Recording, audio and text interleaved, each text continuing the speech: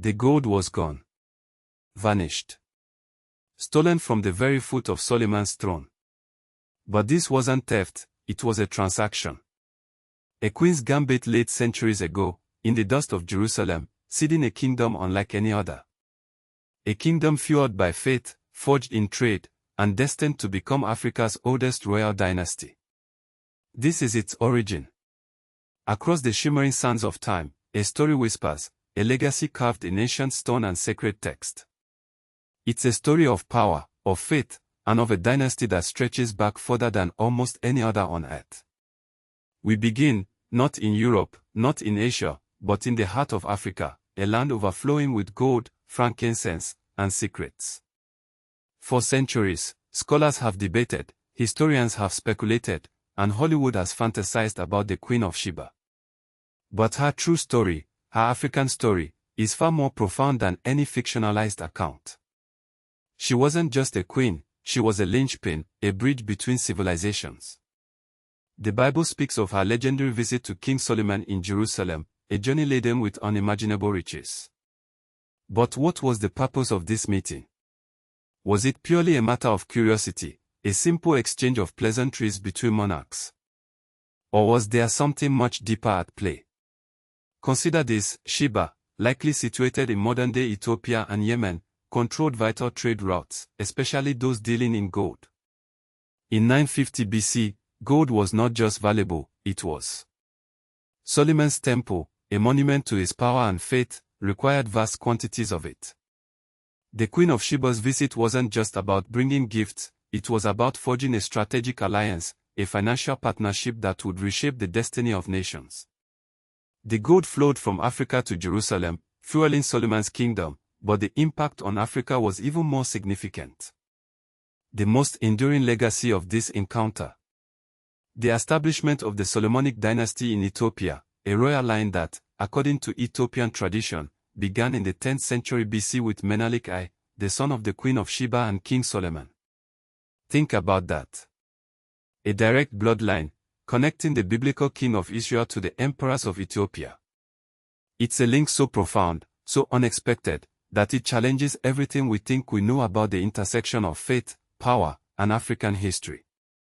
Here we are, centuries removed from Sheba's journey, yet the echoes of that ancient relationship continue to reverberate. And perhaps nowhere are those echoes louder than in the story of Mansa Musa, the 14th century ruler of the Mali Empire.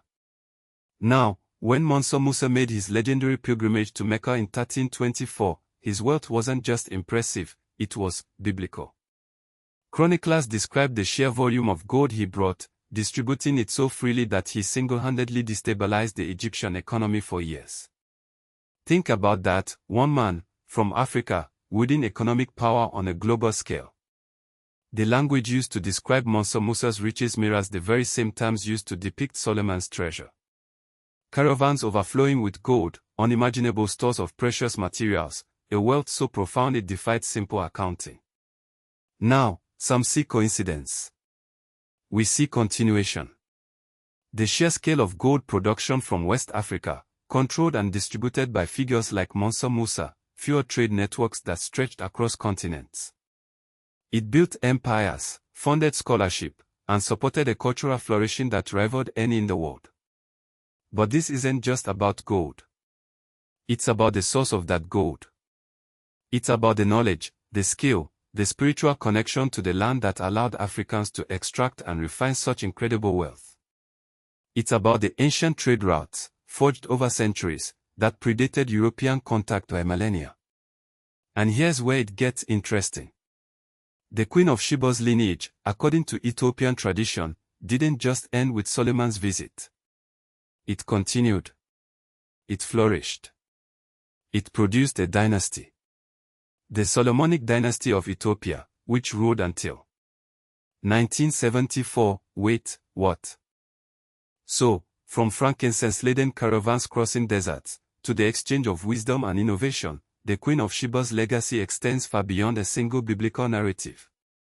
Her shrewd diplomacy and thriving trade with Solomon laid the foundation for one of Africa's oldest and most enduring royal dynasties, a testament to African ingenuity and economic power. But this isn't just ancient history. It's a powerful reminder of the entrepreneurial spirit woven into the very fabric of the African continent for millennia. It's about recognizing our agency in shaping our own prosperity, drawing inspiration from the past to build a brighter future. And if you want to wear that story, to carry that legacy with you, check out our limited edition Sheba-inspired merch, from $29, at pornoafric.com/merch.html. These designs celebrate the power and intelligence of the Queen of Sheba and all the women of Africa. This is more than just a story, it's a call to action. Tag someone who needs to hear the African Story Globe Show in Europe, Africa.